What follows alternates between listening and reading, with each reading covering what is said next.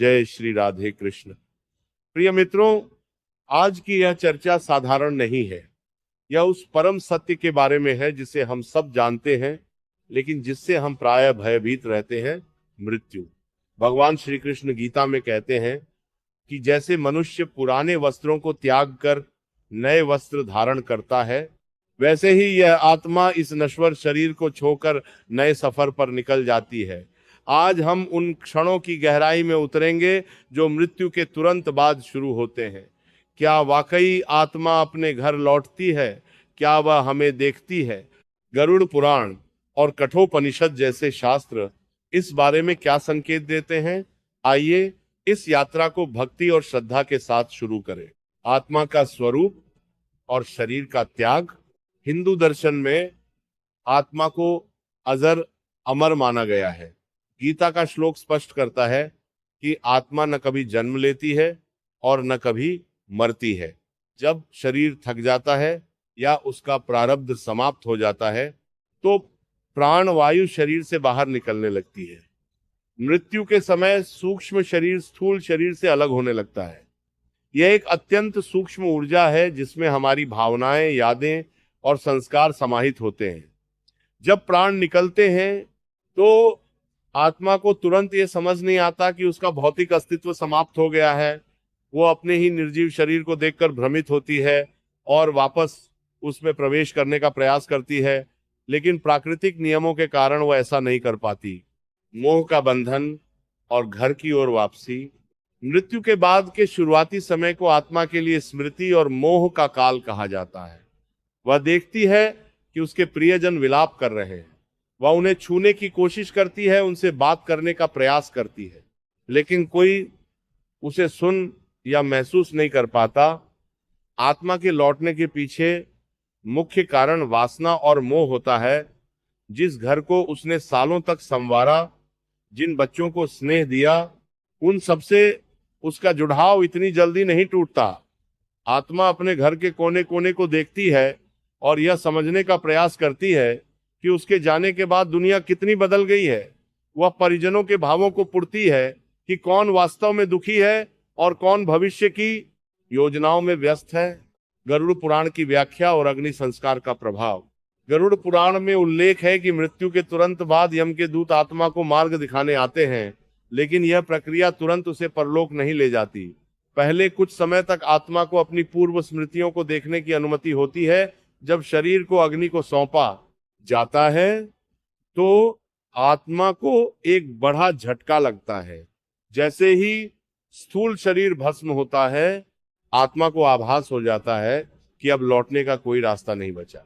अग्नि की लपटें उसे यह संदेश देती हैं कि अब भौतिक बंधन समाप्त हो चुके हैं। इसके बाद वह पुनः अपने घर की ओर दौड़ती है, क्योंकि अब उसके पास न शरीर है न कोई भौतिक सहारा। वो अपने परिचित स्थान पर सुरक्षा खोजती है। सूक्ष्म उपस्थिति के संकेत। अक्सर परिवारों में सुना जाता है कि मृत्यु के पश्चात घर में कुछ विचित्र अनुभव हुए। शास्त्र और आध्यात्मिक अनुभव इसके कुछ संकेत बताते हैं, जैसे घर में अचानक कोई ऐसी सुगंध आना जो उस व्यक्ति को प्रिय थी, या बिना किसी कारण के कमरे के तापमान में बदलाव महसूस होना। पशुओं का व्यवहार भी बदल जाता है। कुत्ते या बिल्ली अक्सर किसी खाली कोने को देखकर प्रतिक्रिया देते हैं जहां मानवीय दृष्टि कुछ नहीं देख पाती। मुख्य द्वार पर रखे दीपक की लौ का असामान्य रूप से हिलना भी आत्मा की विदाई का एक तरीका हो सकता है। वह केवल यह बताना चाहती है कि मैं अभी यही हूं और मैं अब शांत हूं। श्राद्ध, तर्पण और शांति का मार्ग। जब आत्मा घर लौटती है तो वह ऊर्जा के रूप में अत्यंत प्यासी और भूखी होती है। वह भौतिक भोजन ग्रहण नहीं कर सकती। उसे केवल भावों का भोजन और पिंडदान की ऊर्जा प्राप्त होती है। पिंडदान की क्रिया आत्मा को वह बल प्रदान करती है जिससे वह आगे की कठिन यात्रा तय कर सके। घर में गंगा जल का छिड़काव और निरंतर गीता का पाठ करने से जो ध्वनियां उत्पन्न होती हैं, वे आत्मा को शांति देती हैं और उसे अंधकार से प्रकाश की ओर ले जाती हैं। राम नाम का जाप और शांति पाठ उस आत्मा को यह संकेत देते हैं कि अब उसकी सांसारिक जिम्मेदारियां पूरी हो चुकी हैं। अधूरी इच्छाएं और मनस्थिति। हर आत्मा शांति से विदा नहीं होती। जो आत्माएं अत्यधिक लोभ, क्रोध या किसी भारी मानसिक कष्ट के साथ शरीर छोड़ती हैं, उनका घर लौटना कभी कभी अशांत हो सकता है। वे अपनी अधूरी इच्छाओं को पूरा करने के लिए छटपटाती हैं। इसीलिए सनातन धर्म में विशेष पूजा विधान बताए गए हैं, ताकि ऐसी आत्माओं को मोह के बंधन से मुक्त कर उन्हें उच्च लोकों की ओर भेजा जा सके। परिजनों का संयम और उनकी प्रार्थना ही आत्मा की सबसे बड़ी शक्ति बनती है। विदाई और भविष्य की यात्रा। एक निश्चित समय के चक्र के बाद आत्मा को धीरे धीरे यह बोध होने लगता है कि उसका सांसारिक अध्याय समाप्त हो गया है। वह अपने परिवार को अंतिम बार आशीर्वाद देती है और अपनी यादें छोड़कर आगे बढ़ जाती है। यदि परिवार शांत रहकर श्रद्धा के साथ उसे विदा करता है तो आत्मा को यात्रा में सुगमता होती है। अत्यधिक विलाप और विलाप की चित्कार आत्मा को वापस खींचती है और उसे कष्ट पहुंचाती है। अंततः वह भूतकाल को पीछे छोड़कर भविष्य की नई यात्रा की ओर प्रस्थान करती है।